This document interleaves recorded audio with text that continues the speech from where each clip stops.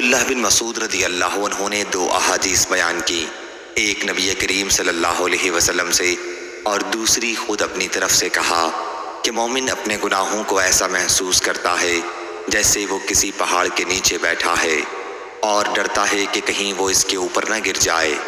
اور بدکار اپنے گناہوں کو مکھی کی طرح ہلکا سمجھتا ہے کہ وہ اس کے ناک کے پاس سے گزری اور اس نے اپنے ہاتھ سے یوں اس کی طرف اشارہ کیا۔ ابو شہاب نے ناک پر اپنے ہاتھ کے اشارے سے اس کی کیفیت بتائی،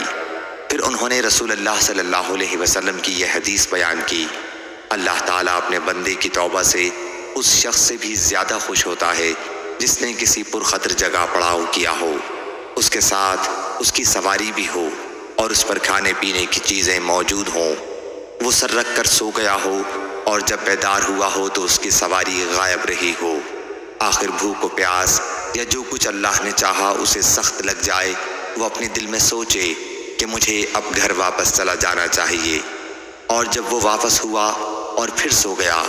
لیکن اس نیند سے جو سر اٹھایا تو اس کی سواری وہاں کھانا پینا لیے سامنے کھڑی ہے، تو خیال کرو اس کو کس قدر خوشی ہوگی۔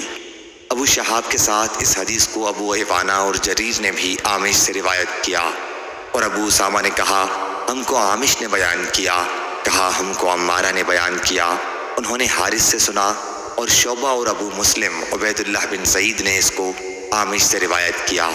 انہوں نے ابراہیم تیمی سے، انہوں نے حارث بن سوید سے، اور ابو معاویہ نے یوں کہا ہم سے عامش نے بیان کیا، انہوں نے عمارہ سے، انہوں نے اسود بن یزید سے، انہوں نے عبداللہ بن مسعود رضی اللہ عنہ سے،